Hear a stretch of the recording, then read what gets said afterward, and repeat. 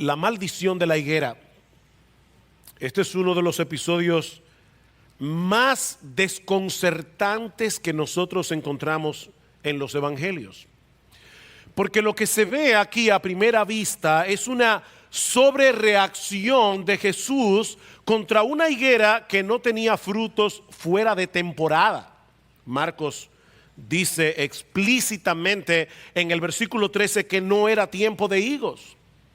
Y sin embargo, Jesús parece estar tan molesto con esta higuera que la maldice para que nunca vuelva a tener frutos. De hecho, este es el único pasaje de los evangelios en donde vemos a Jesús haciendo un milagro que resulta en destrucción, no en restauración. Bertrand Russell, un famoso ateo del siglo XX, cita este incidente como un argumento en contra del cristianismo. Según él, aquí nos topamos con un Jesús que descarga su furia contra una planta inocente, manifestando una conducta que no es propia de un hombre justo y mucho menos de alguien que dice ser el Hijo de Dios. Otro escéptico dice que la maldición de la higuera por no tener fruto cuando no era tiempo de fruto es como patear a un perro porque no puede hablar inglés. Mis hermanos, ¿debemos ver esta reacción como un berrinche de parte de alguien que la Biblia dice que nunca pecó? ¿O hay algo más profundo aquí que tal vez algunas personas están pasando por alto? ¿Cómo conectamos al Jesús de Marcos capítulo 11 con ese otro Jesús manso, humilde, que mostró tanta compasión, tanta misericordia, tanta paciencia a lo largo de todo su ministerio? Mis hermanos, ¿por qué Jesús maldijo esta higuera? Y tal vez lo más relevante para nosotros hoy, ¿por qué el Espíritu Santo quiso que el evangelista Marcos incluyera este relato en su evangelio? ¿Por qué este pasaje es tan importante? Para poder entender lo que está sucediendo aquí, es necesario que nosotros veamos este texto a la luz de su contexto. La semana pasada, o antes pasada, estuvimos considerando en los versículos 1 al 11 de Marcos capítulo 11 la llegada de Jesús a Jerusalén, un evento que marcó el principio del fin del ministerio terrenal de nuestro Señor Jesucristo, en el famoso Domingo de Ramos. 4 días más tarde, Jesús sería condenado a morir en una cruz en plena celebración de la fiesta de la Pascua. Así que muchas de las personas que aclamaron a Jesús cuando entró en Jerusalén ese Domingo de Ramos, echando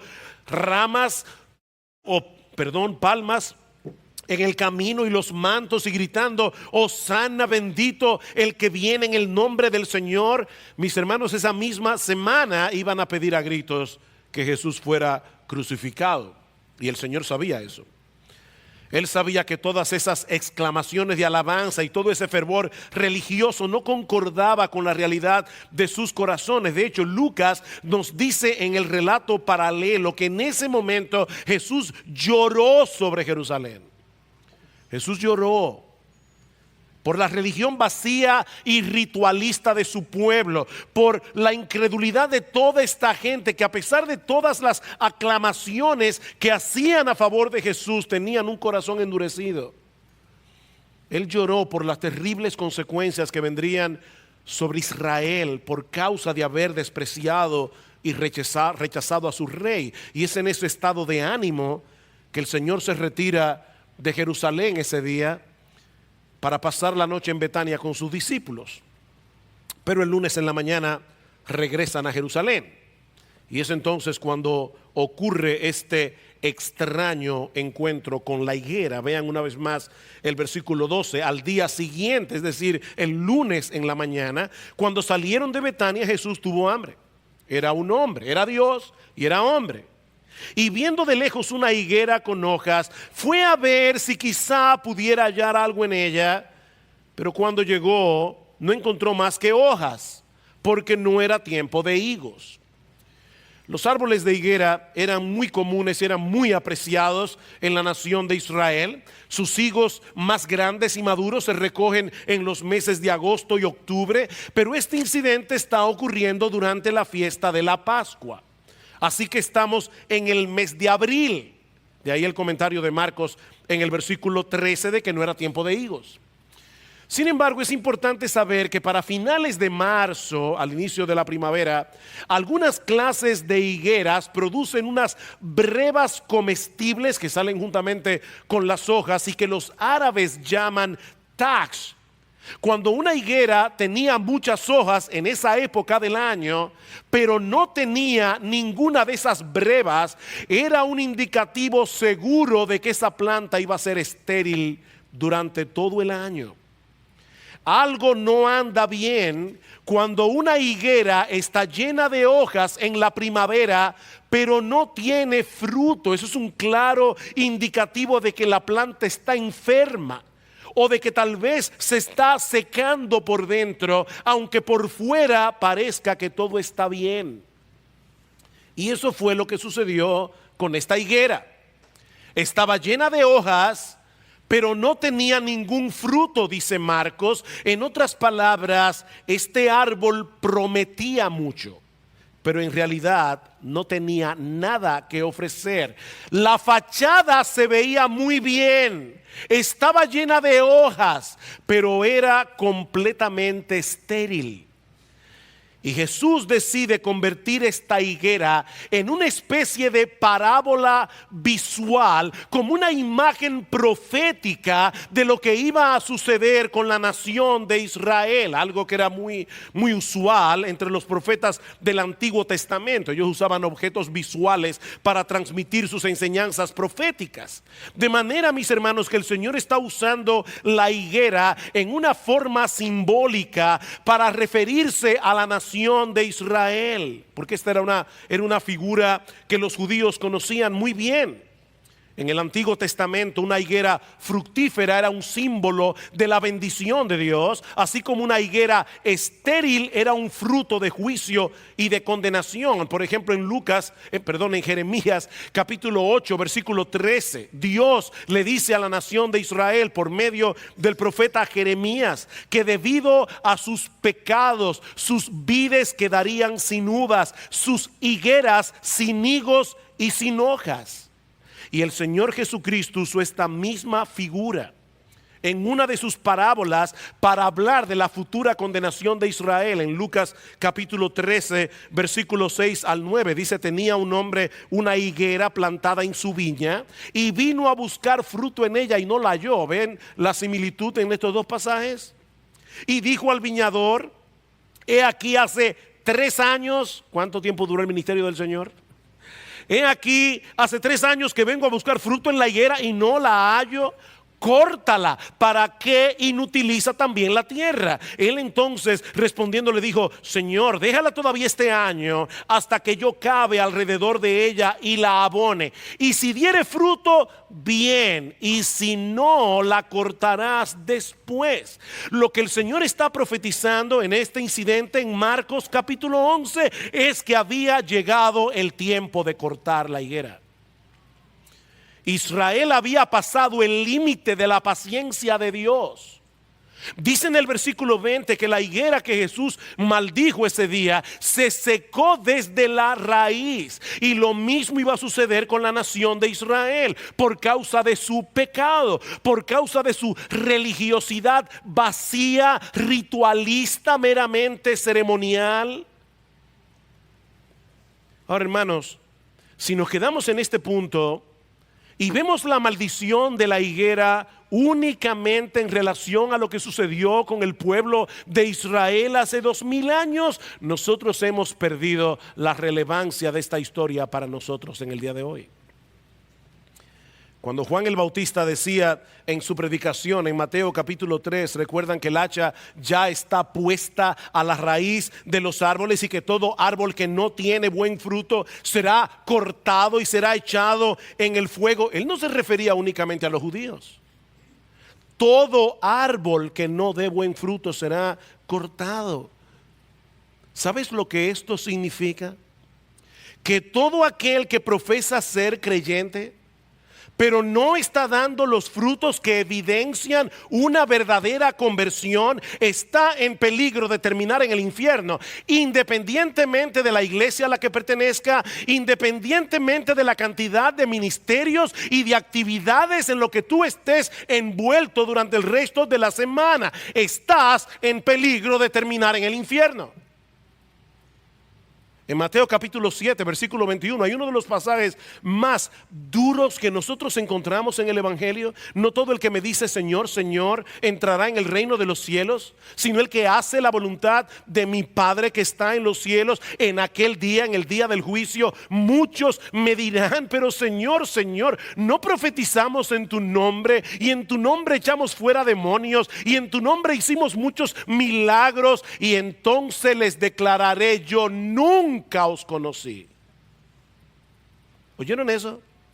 Personas que estaban profetizando, personas que estaban echando fuera demonios, personas que estaban haciendo muchos milagros, y Jesús dice que en el día del juicio Él les dirá, yo nunca os conocí, ustedes nunca fueron míos, ni cuando estaban echando fuera demonios, ni cuando estaban profetizando, ni cuando estaban haciendo milagros. Yo nunca os conocí, apartaos de mí, hacedores de maldad. El Señor insistió en este asunto más de una vez durante su ministerio, porque mis amados, mis amadísimos hermanos de IBCJ, es un peligro muy real para los que profesan ser creyentes, pero que no viven como si lo fueran, que terminen en el infierno. El árbol se conoce por el fruto, dice el Señor en Mateo 12:32, no por las hojas, no por el follaje, no por lo bien que se ve por fuera. El árbol se conoce por el fruto. Esta higuera se veía muy bien a la distancia, pero estaba podrida por dentro. Y Jesús la maldijo. Mi amigo, aquí no estamos hablando de una persona que dice ser atea. Aquí no estamos hablando de una persona que vive una vida abiertamente inmoral. No. La nación de Israel profesaba creer en Jehová. Ellos profesaban creer en el Dios vivo y verdadero. Ellos profesaban tener la palabra de Dios en alta estima. Pero este pasaje nos enseña que Israel tenía un problema en la raíz. Tenía un problema en la raíz que no le permitía producir los frutos que se esperaban de ella. ¿Cuál era el problema? Eso nos lleva a la segunda escena de este relato, la purificación del templo. La purificación del templo, versículo 15. Llegaron a Jerusalén, y entrando Jesús en el templo, comenzó a echar fuera a los que vendían y compraban en el templo, volcó las mesas de los cambistas y los asientos de los que vendían las palomas. Y versículo 16 es el único, Marcos es el único que narra este incidente. Dice, y no permitía que nadie transportara objeto alguno a través del templo. Jesús se puso allí y no permitió durante quién sabe cuántas horas que usaran el templo como un atajo. Ahora, hermanos, es muy difícil para nosotros en el día de hoy entender lo que este lugar significaba para un judío en los días del Señor. Pero el templo en Jerusalén era el eje alrededor del cual giraba toda la vida nacional, toda la vida religiosa de la nación. Este edificio simbolizaba la presencia de Dios en medio de ellos. Era lo que le daba al judío un sentido de pertenencia, de identidad. El templo era el lugar donde ellos podían encontrarse con Dios, donde ellos se reconciliaban con Él a través de los sacrificios que fueron ordenados en la ley de Moisés. Todo ese sistema sacrificial del Antiguo Testamento estaba diseñado para hacerle ver al pueblo de Dios que Él no toma el pecado a la ligera, que no hay reconciliación a menos que muera un inocente.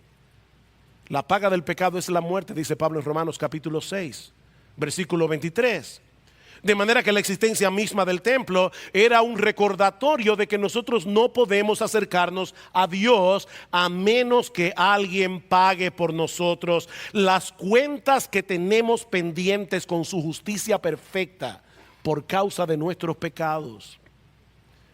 Pero lamentablemente, los mismos líderes religiosos que debían enseñar estas verdades al pueblo terminaron corrompiendo y profanando este lugar de adoración y de reconciliación. Y yo les pediría que tratáramos en esta mañana de usar nuestra imaginación para ver lo que Jesús vio ese lunes en la mañana.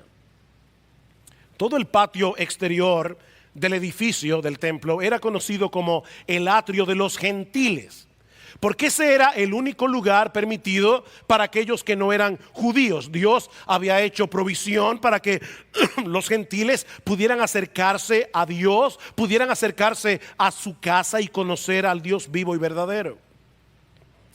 Pero los líderes religiosos de la nación tomaron una decisión genial: usar ese espacio destinado a los gentiles para colocar un montón de puestos donde se vendían los animales para el sacrificio.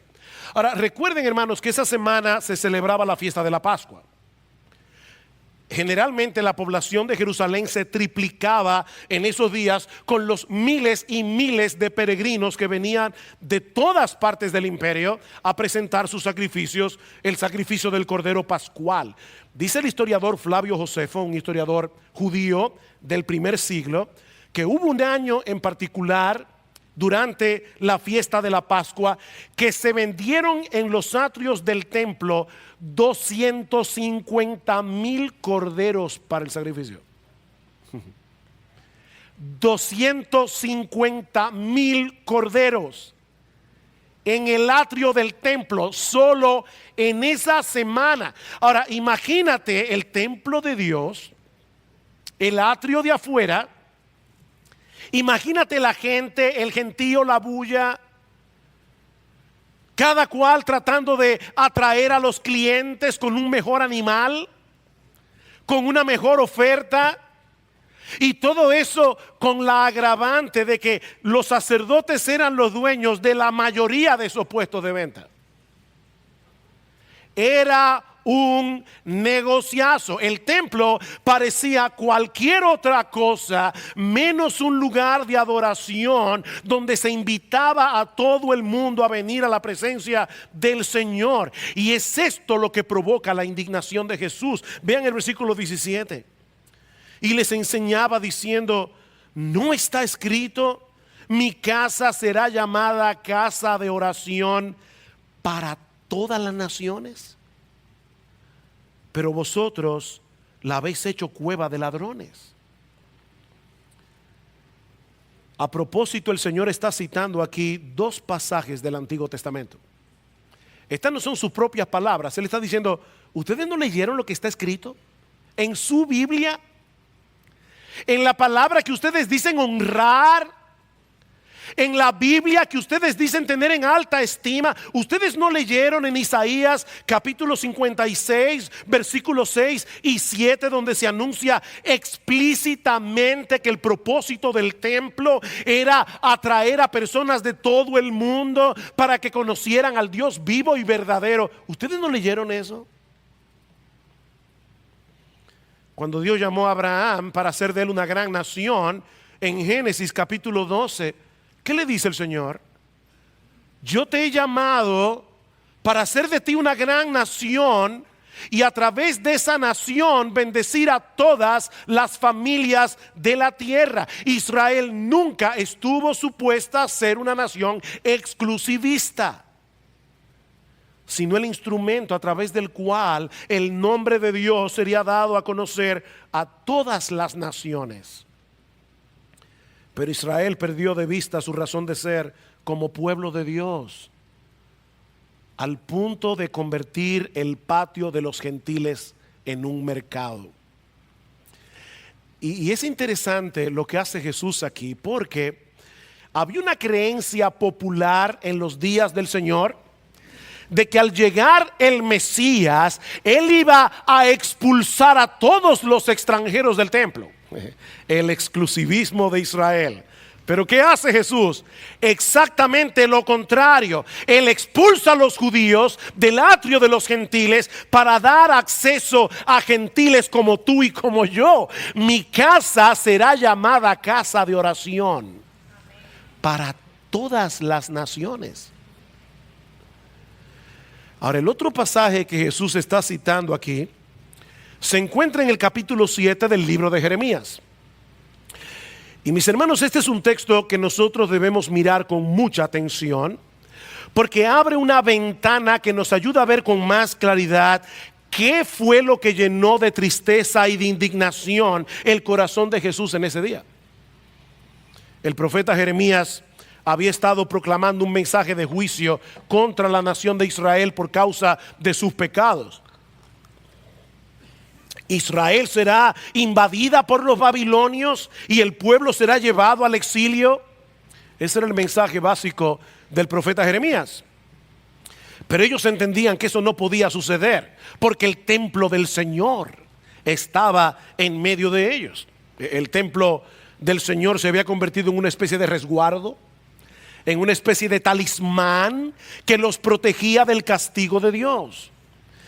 Y es por eso que Jeremías les dice en el capítulo 7, no confiéis en palabras engañosas, diciendo templo del Señor, el templo del Señor, el templo del Señor. En otras palabras, no presten oído a los falsos profetas que les dicen lo que ustedes quieren oír, que el juicio de Dios no puede caer sobre Jerusalén, porque esta es la ciudad que Él escogió para edificar su casa. No presten oído a esos profetas.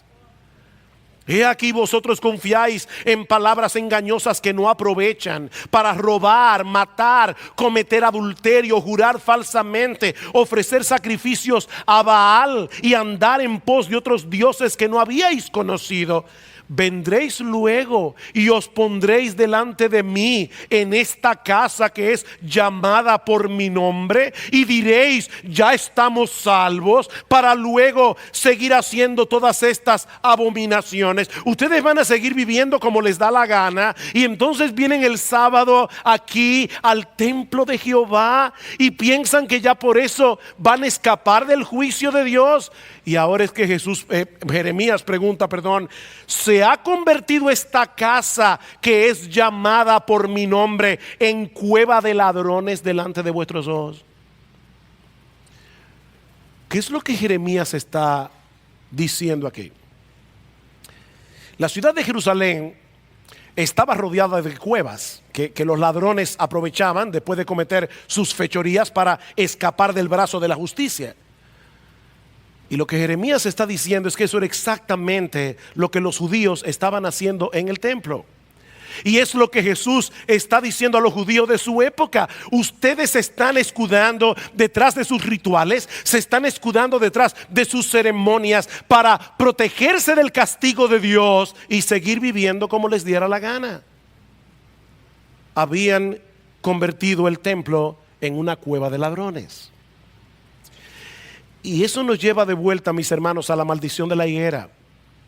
Israel era como un árbol frondoso, era un árbol lleno de hojas. Ahí estaba el templo durante la Pascua, lleno de peregrinos, llevando sus sacrificios al altar. Todo parecía estar bien, pero la realidad es que no estaban produciendo ningún fruto para Dios. Era una mera fachada de religiosidad, pero sin fruto. Si la Biblia enseña que la salvación es por gracia, es por medio de la fe, no es por obras para que nadie se gloríe, dice Pablo en Efesios 2. La salvación es un regalo de Dios que se recibe únicamente descansando en Cristo y en su obra de redención. Pero hermanos, amigos que están aquí en esta mañana, todo aquel que realmente cree, todo aquel que realmente se arrepiente, manifiesta a través de sus frutos la realidad de su fe y de su arrepentimiento. Estos hombres, estas mujeres se estaban escondiendo detrás de sus actividades religiosas para calmar sus conciencias. Mis hermanos, eso es convertir la casa de Dios en una cueva de ladrones. Vivir en el resto de la semana como un mundano y luego venir a la iglesia a calmar tu conciencia cantando himnos con tus ojos cerrados. Eso es convertir la casa de Dios en una cueva de ladrones. Tú te estás escudando, te estás escondiendo detrás de una religiosidad barata. Este pueblo de labios me honra, dijo el Señor en otra ocasión, pero su corazón está lejos de mí. Ustedes ven, hermanos, cuál es el meollo de este asunto. No es estar en un lugar físico, se trata del corazón.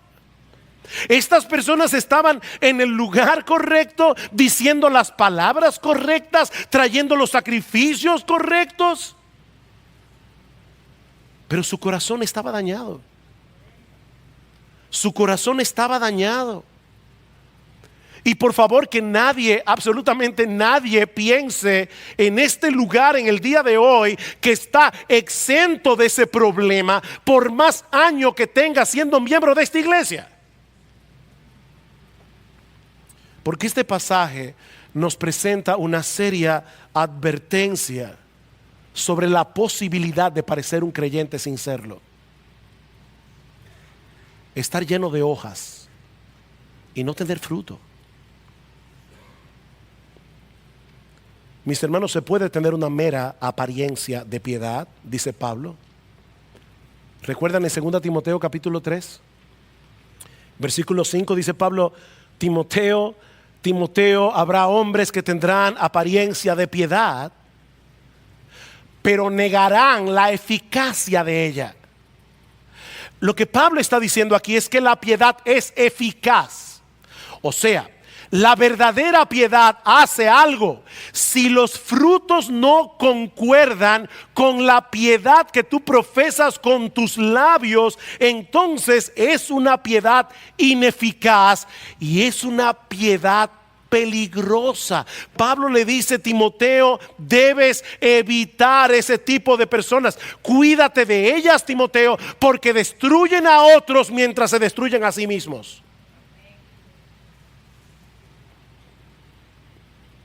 Es terrible irse al infierno, ¿verdad? Desde la sombra de un púlpito. Es terrible irse al infierno desde la sombra de un púlpito.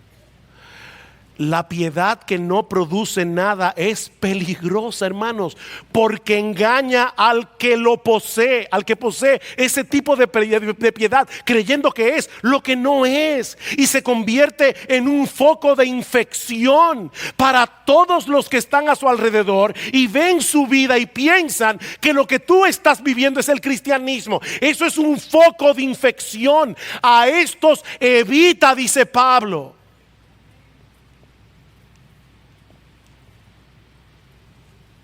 Pastor, ¿y cómo yo puedo saber si la piedad que yo profeso es una piedad eficaz?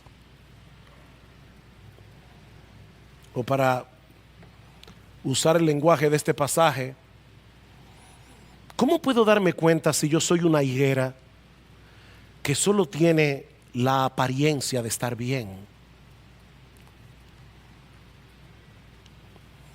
Bueno, todo comienza con el arrepentimiento y la fe. Todo comienza con el arrepentimiento y la fe. Esa es la puerta de entrada para conocer a Cristo, ¿verdad? Porque nadie puede buscar un Salvador si no cree que tiene la necesidad de ser salvado. Déjame hacerte una pregunta. Déjame ayudarte en esta mañana. ¿Alguna vez tú te has visto a ti mismo como un pecador que merece justamente el infierno por causa de tus pecados?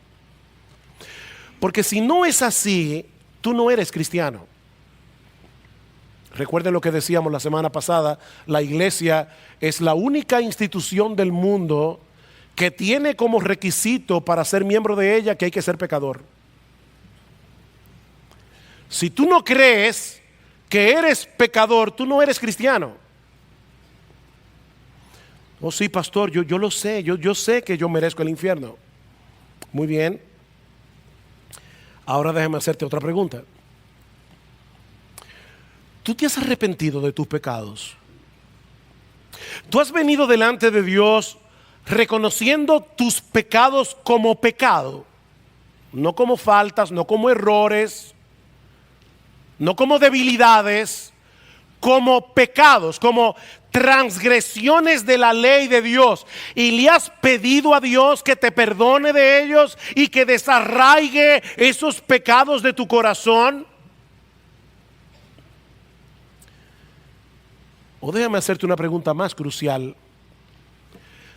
¿Tú vives una vida de arrepentimiento? Tú vives una vida de arrepentimiento. Nota que yo no te estoy preguntando si ya llegaste a ser perfecto y ya no pecas, porque eso nunca va a suceder de este lado del cielo. Ahora, tú estás luchando contra las tendencias pecaminosas de tu corazón, cuando tú percibes la idolatría obrando en tu alma, cuando tú percibes, por ejemplo, el materialismo que es tan obvio en estos días de Navidad. ¿Qué tú haces con tu pecado? ¿Tú vives una vida de arrepentimiento? Tú estás luchando contra la tendencia pecaminosa de tu corazón. Tú tomas en serio tus pecados cuando los cometes. Te causan vergüenza en la presencia de Dios y un deseo de ser librado de una vez por todas de la presencia del pecado en tu vida. Tú vives una vida de arrepentimiento. Tú aceptas con humildad que otros te reprendan. O tú eres de los que viven a la defensiva, autojustificando todo lo que tú haces. Todo el tiempo. Uno de los frutos más sintomáticos del arrepentimiento es que desconfías de ti mismo. Porque tú sabes que tú eres pecador. Una persona que vive una vida de arrepentimiento desconfía de su propio juicio. Tú desconfías de ti, sabiendo que tienes un enemigo adentro de tu corazón. ¿Es ese fruto palpable en tu vida? ¿Eres una persona enseñable, abierta al consejo? ¿O tú te has dedicado a crear tu propia versión del cristianismo para que se ajuste con tus gustos y preferencias personales?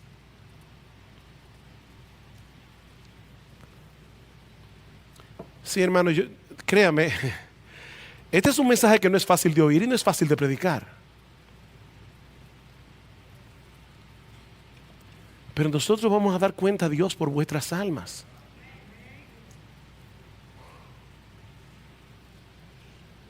¿Y qué de la fe? Dijimos arrepentimiento y fe. ¿Qué de la fe? ¿Tú has puesto toda tu confianza únicamente en Cristo para el perdón de tus pecados? Oh sí, pastor, yo hace varios años que yo soy miembro de IBCJ. Qué bueno. Pero tú sigues confiando en Cristo como al principio. No solo para tu salvación, sino también para tu santificación. En otras palabras, tú puedes ver en tu vida un sincero deseo de obedecer a Cristo, no perfectamente, pero sí sinceramente. Y no porque quieres ganar aceptación delante de Dios, sino movido por el gozo y la gratitud de saber que ya fuiste aceptado. Y porque reconoces que Él es infinitamente más sabio que tú. ¿Eres tú de los que puedes decir al Señor en oración: Señor, yo sé que tú eres infinitamente más sabio que yo y por eso amo tu palabra y deseo obedecerla? Porque eso es parte de la confianza, eso es parte de la fe del creyente en Cristo. El que me ama, mi palabra guardará y mi Padre le amará y vendremos a Él y haremos morada con Él. El que no me ama, no guarda mis palabras, no le importan mis palabras. Mi hermano, mi amigo, tú amas la palabra de Dios. Tú amas la palabra de Dios. Tú amas este lugar donde la palabra de Dios es predicada domingo tras domingo, porque los judíos iban al templo cada semana, pero no para encontrarse con Dios, no para escuchar su palabra. Era para calmar sus conciencias. Ellos habían convertido el templo en una cueva de ladrones. Tú vienes a la iglesia con la expectativa de encontrarte con Dios y con su pueblo y cantar juntos sus alabanzas y escuchar la predicación de su bendita palabra. ¿Tú anhelas eso? ¿O tú faltas a la iglesia por cualquier quitametapaja?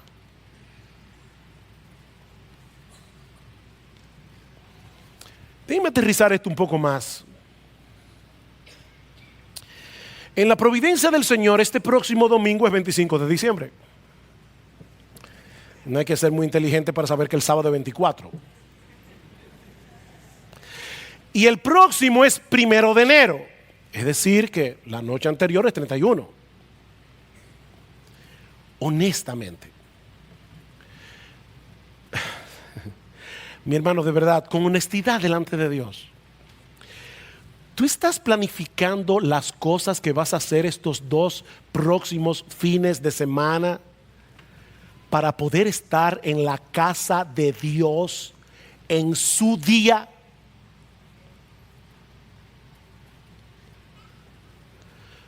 ¿O ya estás considerando la posibilidad de no venir?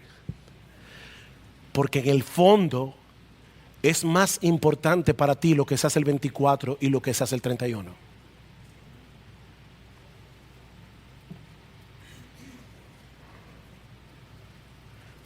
Mi hermano, mi hermana, ¿sabe de qué se trata todo esto? De creerle a Jesús. Esto no es legalismo. No, esto es creerle a Jesús que Él vino a darnos vida y vida en abundancia, porque esa es la vida que se vive en santidad y en obediencia a la voluntad de Dios. No a los impulsos de tu engañoso y pecaminoso corazón. Y obviamente ni hablar de celebrar estas fiestas como las celebran los paganos que no conocen a Dios. Ni de eso voy a hablar.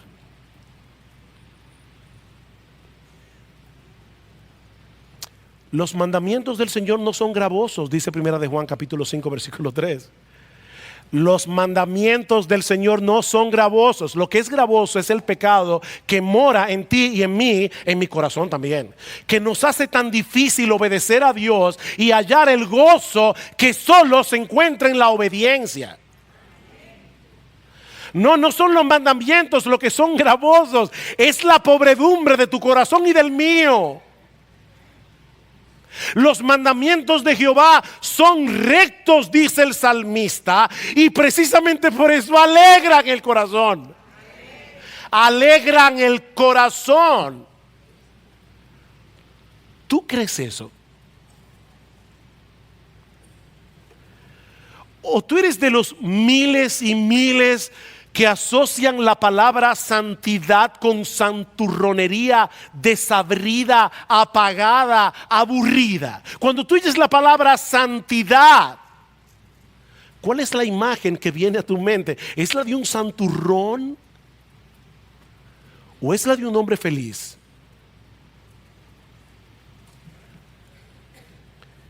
Pero ahora viene la pregunta más crucial de todas.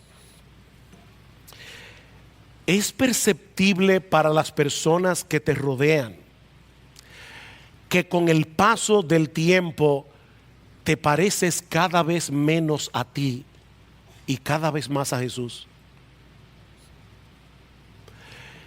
Es perceptible a las personas que te conocen y te rodean que cada año tú te pareces menos a ti y cada vez te pareces más a Él. El fruto del Espíritu es amor, gozo, paz, paciencia, benignidad, bondad, fe, mansedumbre, templanza, dominio propio. ¿Sabes lo que es eso? Ese es un cuadro de Jesús. Que el Espíritu Santo va formando en el corazón de aquellos que creen. Sí, yo sé que todos tenemos una lucha con el orgullo y con el egoísmo. Esta semana en nuestro grupo pequeño estábamos hablando de ese tema y decíamos, wow, ¿quién está libre de esto? Nadie está libre de esto. Todos tenemos una lucha con el orgullo, con el egoísmo. Todos tenemos, incluyendo a este que está aquí predicando, todos tenemos la tendencia a la idolatría, a encontrar en otras cosas fuera de Dios nuestra satisfacción y nuestra alegría. Y todo eso es contrario al carácter de Cristo. Pero tú estás luchando contra eso.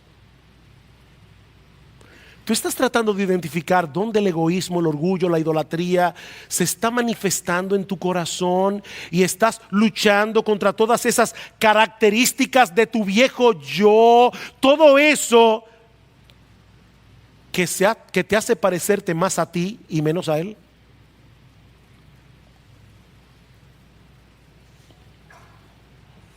Mis hermanos, el Señor sabe la carga con la que yo vine al púlpito esta mañana.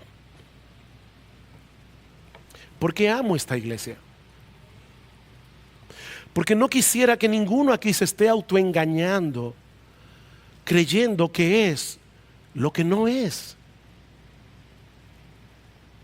Sí sabemos que todo creyente puede pasar por periodos de enfriamiento espiritual. Todos pasamos. Por eso a veces es difícil diagnosticar el verdadero estado del corazón. Y puede ser que haya alguno aquí que esté pasando por ese invierno del alma, por ese enfriamiento espiritual. Pero un verdadero creyente reacciona tarde o temprano al llamado amoroso y tierno de su Salvador a volverse a Él como al principio. Tal vez mi amado hermano, tú te has enfriado en tu fe, tal vez te has alejado del Señor. Entonces vuélvete a Él. Tengo contra ti que has dejado tu primer amor. Recuerda, por tanto, de dónde has caído y arrepiéntete. Recuerda de dónde has caído. ¿Tú recuerdas cómo eran tus primeros años en el Señor? ¿Tú recuerdas cuando Él te hizo suyo por la fe y tú entendiste lo que eso significaba? Dice Octavio Winslow: recuerda tu primer dolor por el pecado y tu primer gozo ante su perdón. Recuerda lo apreciado que era Jesús, lo gloriosa que era su persona, lo fragante que era su nombre y lo rica que era su gracia. ¿Tú te acuerdas de eso? Arrepiéntete. Vuélvete a Él. Aunque te parezca imposible regresar a donde estabas, Jesús es un gran Salvador y Él puede hacer que tu vida espiritual vuelva a florecer como al principio, tal vez como nunca antes. Él puede hacer eso. Ve y clama estas palabras hacia el norte, dice en Jeremías 3, y di: vuélvete, oh rebelde Israel, dice Jehová, no haré caer mi ira sobre ti, porque misericordioso soy yo, dice el Señor, no guardaré para siempre el enojo. ¿Tú oíste eso? Dios mismo te garantiza que puedes volver. No importa lo lejos que estés, puedes volver, porque Él es un Dios misericordioso. Sigue diciendo Winslow: No te hace falta nada más que esta invitación de Dios. Aunque Satanás te desanime, aunque tus pecados clamen contra ti, aunque la culpa, la incredulidad y la vergüenza se confabulen para obstaculizar tu camino, si Dios te dice que regreses, no requerirás nada más. No necesitas ninguna otra cosa. Él desea aceptarte de nuevo para perdonar tus pecados, para olvidar tu mezquina ingratitud, para sanar tu rebelión. Tienes una sólida garantía para regresar, por numerosos que sean los motivos de desánimo y la oposición a la que te enfrentes. Dios, el misericordioso, te está invitando a volver.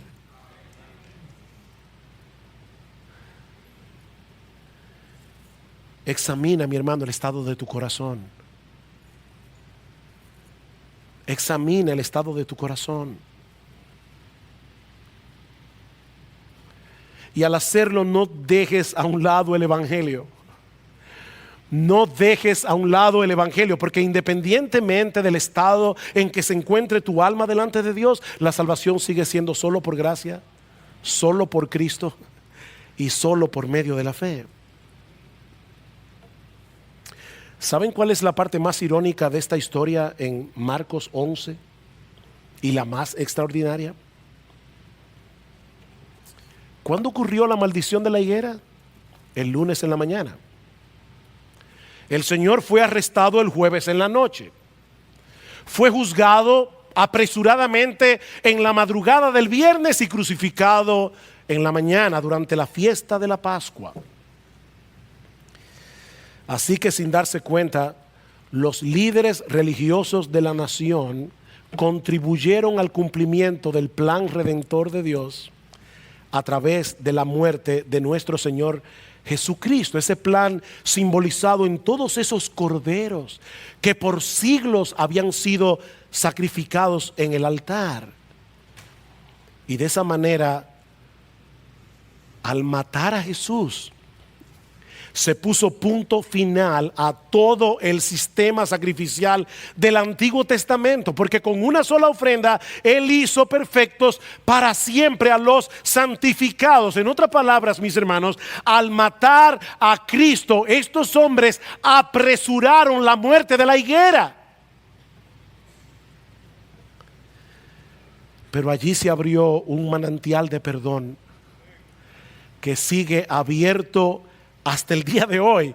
Me encantó como lo ha dicho alguien: el perdón pleno y gratuito está escrito en cada gota de sangre que brotó del Calvario. El perdón pleno y gratuito está escrito indeleble en cada gota de sangre que Jesús derramó en la cruz.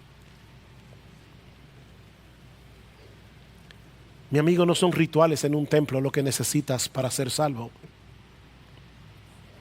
Es confiar únicamente en el sacrificio perfecto que nuestro Señor Jesucristo llevó a cabo en la cruz del Calvario, muriendo en lugar de pecadores, como tú y como yo, para que todo aquel que en Él cree no se pierda, mas tenga vida eterna. Y no hay términos medios aquí. Mi amigo, no hay términos medios aquí. Miren lo que sigue diciendo Marcos en el versículo 18. Los principales sacerdotes y los escribas oyeron esto y buscaban cómo destruirle, porque le tenían miedo, pues toda la multitud estaba admirada de su enseñanza. Increíble. Ellos no estaban indignados porque desde su punto de vista Jesús hubiera deshonrado el templo al actuar de esa manera, o porque Jesús haya interpretado mal las escrituras. No, la razón por la que querían matarlo era porque tenían temor de que la gente se fueran detrás de él y ellos perdieran su posición de influencia y de autoridad. Si Cristo gana, nosotros perdemos. Si Cristo pierde, nosotros ganamos. En otras palabras, o mantienes intacto tu orgullo, creyendo que no necesitas a un Salvador, o vienes a Cristo humillado en arrepentimiento y fe. No hay otra opción. No hay otra opción. ¿Tú estás a favor de Cristo o en contra de Cristo? Mi amigo, ¿en qué descansa tu esperanza para cuando te toque partir de este mundo? ¿En tu decencia? ¿En tu religiosidad? ¿En todos los años que tienes siendo miembro de esta iglesia? ¿O en la persona y la obra de nuestro bendito Señor y Salvador Jesucristo, al cual has abrazado en una vida de arrepentimiento y fe? En ningún otro hay salvación fuera de Jesús, porque no hay otro nombre bajo el cielo dado a los hombres en el cual podamos ser salvos. Oh, que el Señor bendiga abundantemente su palabra hoy, de tal manera